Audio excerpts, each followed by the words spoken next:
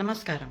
సనాతన life sciences వారు సమర్పించు నోములు వ్రతాలు అనే కార్యక్రమానికి స్వాగతం, సుస్వాగతం.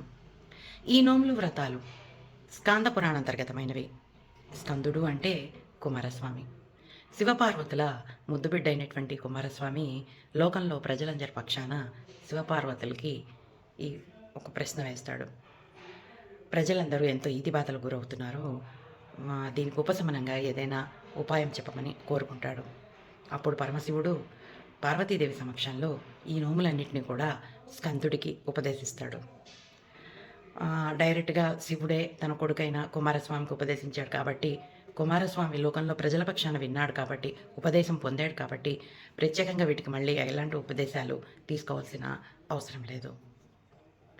పూర్వకాలంలో ఈ నిత్య నైమిత్తిక కర్మలన్నీ కూడా మగవారే చేసేవారు. కోర్స్ ఇప్పుడు కూడా కొన్ని కుటుంబాల్లో అలా సాగుతోంది. కానీ ఇళ్లలో ఉన్న ఆడవాళ్ళు వాళ్ళ పూజ కావాల్సినవి అరేంజ్ చేసి పెట్టడము అన్నీ చేసేవారు. అయితే ఎంతో కొంత వాళ్ళకు కూడా అలవాటు అవ్వాలి, పూజా పునస్కారం రావాలి ఇంట్లో ఉన్న ఆడపిల్లలకి అని చెప్పేసి తమ కోడళ్లతోటి కూతుళ్లతోటి ఇంట్లో ఉన్న పెద్దవాళ్ళు ఈ నోములు వ్రతాలు చేయించేవారు. సామాన్యంగా ఆడవాళ్ళు ఎందుకంటే ఈ నోములు చేస్తారు?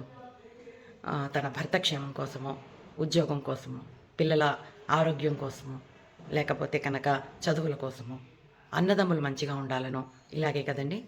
ఈ నోములు చేయడం ద్వారా వారికి ఎంతో సహనము, ఓర్పు, దానగుణము, నలుగురికి ఇచ్చిపుచ్చుకోవడము అలవాటవుతుంది. అంతేకాకుండా తన చుట్టుపక్కల ఉన్న వారితోటి సత్సంబంధాలు కలిగి ఉంటారు ఆడవాళ్ళు.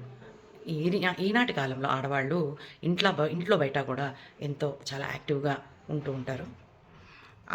ఎంతో కొంత ఒత్తిడికి కూడా గురవుతూ ఉంటారు. అన్ని వ్యవహారాలు వాళ్ళు హ్యాండిల్ చేయగలుగుతారు కదా.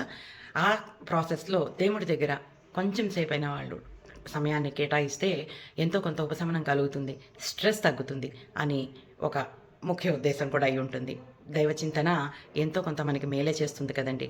ఈనాటి ఆధ్యాత్మికవేత్తలు, ప్రవచనకర్తలు కూడా ఇదే విషయాన్ని ఎంతో గట్టిగా నొక్కి వక్కాణిస్తున్నారు.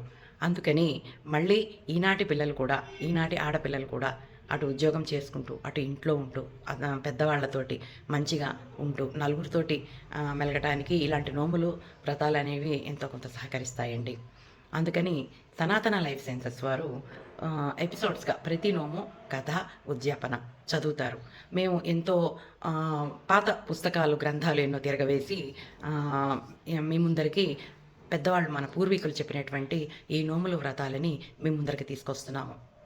మీరు కొన్ని నోములు ఎలా ఉంటాయంటేనండి, ఏముంటుంది నోముల్లో సామాన్యంగా తాంబూలాలు ఇచ్చుకోవటము, పండులో పువ్వులో తాంబూలం ఇచ్చుకోవటము, అన్నదమ్ముల కోసం నోములు చేయటము, ఇలాగే ఉంటుంది కదండి. అందుకని చెప్పేసి ప్రతి నోము కథ, ఉద్యాపన చదివేసి మేము మీకు సిరీస్గా రిలీజ్ చేస్తున్నాము. మీరందరూ తప్పకుండా ఈ అవకాశాన్ని ఉపయోగించుకొని ఎంతో కొంత నోములు చేస్తారని ఆశిస్తున్నాము. మీ చుట్టుపక్కల ఉన్న వారితో కూడా చేసి ఎంతో సంతోషంగా ఉంటారని మేము కోరుకుంటున్నాము. మీకు కనుక ఈ ఛానల్ నచ్చినట్టయితే లైక్ చేయండి, షేర్ చేయండి, సబ్స్క్రైబ్ చేయండి. నమస్కారం. సనాతన నిధి మా ఉచిత మొబైల్ మరియు స్మార్ట్ టీవీ అప్లికేషన్ డౌన్లోడ్ చేసుకోండి. సబ్స్క్రైబ్ చేయండి, లైక్ చేయండి, షేర్ చేయండి.